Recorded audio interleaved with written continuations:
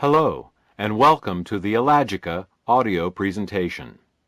In the next few minutes, we will discuss how viruses, bacteria, fungi, yeast, and parasites affect human health, and what we can do to protect ourselves from them. This entire project was actually inspired by a phone call I received from my wife when she was visiting her parents several thousand miles away. She told me that our eldest son had suddenly come down with a high fever, sore throat, and swollen glands. She asked me what I thought might be going on. I told her he either had a viral or a bacterial infection, most likely strep throat. She asked if there was any treatment she could get at the health food store, as we don't like giving antibiotics in our family except as a last resort. I told her that in my experience, there was nothing that really worked well for either viruses or bacteria that could be found in health food stores. There were plenty of products that increased the strength of the immune response to infection, but nothing that really directly attacked the infections themselves. Well, why not get something that would increase the strength of his immune system, she asked. Our son had a fine immune system, I assured her, and the presence of whatever infection he had was certainly already stimulating a very powerful immune response.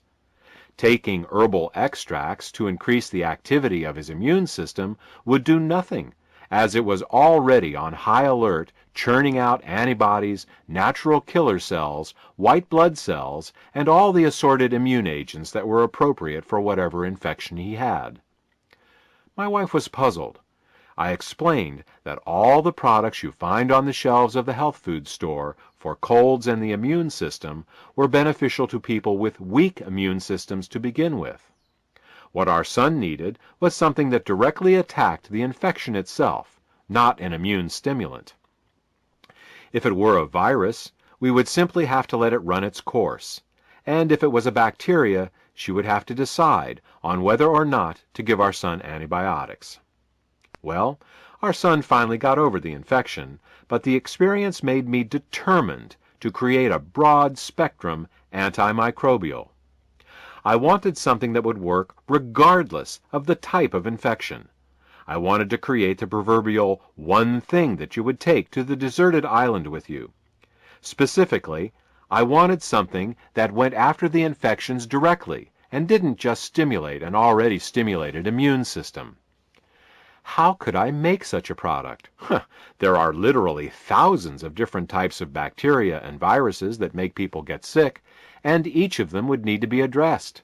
I envisioned a mix of hundreds of exotic herbs from around the world, each addressing a different kind of infection. Luckily, the answer was much easier than I thought. It turns out that there is a single ingredient with the ability to directly attack almost every infection known to man, and it's found in the most unlikely of places, the humble raspberry. We'll talk more about what this ingredient is and how it works, but first, let's start with a little biological history lesson. It is currently accepted that man rests firmly at the top of the food chain. Unless we wander into the African jungle to be confronted by a lion, or go swimming in the mid-Atlantic and come face to face with a great white shark, we fear no animal. Even in these cases, we have technology to make us safe. We have guns to shoot lions and steel cages should we wish to get close to a man-eating shark and live to tell the tale. This invulnerability to other life forms is, however, an illusion. There are millions of creatures that have been feeding on us, and often killing us since the dawn of time. I'm speaking, of course, not of large and fearsome beasts with claws and fangs, but the tiniest of God's creatures. I'm talking about viruses, bacteria, fungi, yeasts, and parasites. Throughout human history, we have been at war with these infective microbes. They have colonized us, living in our skin, our lungs, our intestines, and our internal organs. Our bodies have become their homes and their food source. Early man could not attack these tiny creatures the same way he could attack a tiger or a pack of wild dogs. New strategies had to be devised. The discovery of fire and the subsequent cooking of our food was our first technological advance and major victory in our war against microbes. Parasites and bacteria were unable to survive the high temperature of our cooking fires, and so we became somewhat protected against parasitic infections of the intestines and bacteria like E. coli. The next advance was the observation that eating certain plants could help the body rid itself of certain infections. This body of knowledge was first learned by watching what plants sick animals would eat to regain their own health, and represents the true origins of modern medicine. The next advance was the domestication of cats. Cats helped us by hunting down the rats and mice that were attracted to the food and garbage of our settlements. In communities where cats were unknown, rat and mouse populations grew unchecked and were impossible to eradicate. The rats and mice themselves were not the problem. Certainly they were a nuisance, but the real danger they represented came from the infections they carried. In 1347, the Black Plague, a disease carried by rats and mice, killed 1/3 of the population of Europe. Better sanitation, plumbing, and refrigeration were the next major advances in our war against microbes. Piles of garbage in early human settlements attracted swarms of flies and other disease-carrying insects.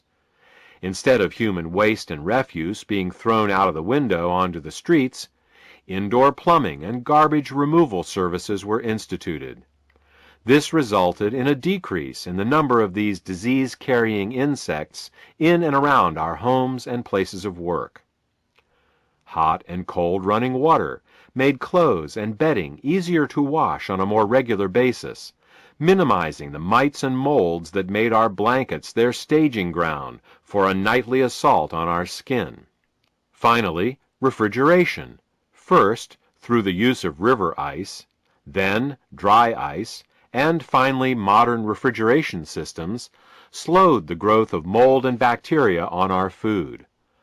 All of these advances moved us forward. The most recent major advance was, of course, the discovery of antibiotics by Alexander Fleming in 1929. By observing that certain molds killed certain bacteria, he was able to discover penicillin. This led to both a deeper understanding of bacteria in general and also to an entire industry dedicated to searching out new and more effective ways to kill bacteria. We've come a long way in our understanding of microbes and our abilities to deal with them. Modern man lives in a mostly disease-free state. Still, the question remains, can we do better? Can we decrease the number of and severity of childhood infections? Can we prevent or shorten the length of the common cold? Can we rid ourselves of the chronic infections that make their homes in us? Can we finally win the war against microbes that was started so long ago?